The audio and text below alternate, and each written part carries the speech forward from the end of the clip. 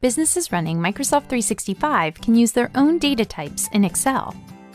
This data come from your org's Power BI app. In Excel, you can see what's available by selecting Data, Data Types. Select the arrow to preview. Tap More from your organization to see all types. Let's add a list of our suppliers. It's good to format now by selecting Home, Format as Table.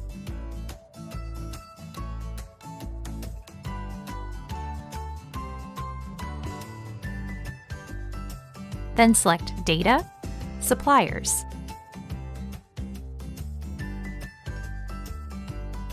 Select the icon to see a card of data.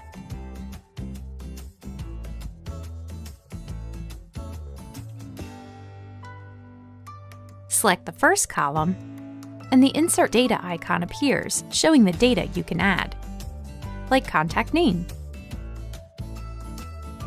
Then add more,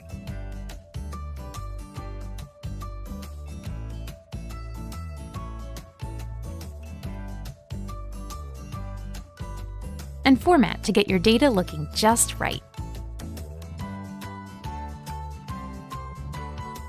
And because data types are linked to live data, you can instantly update by selecting Data, Refresh All.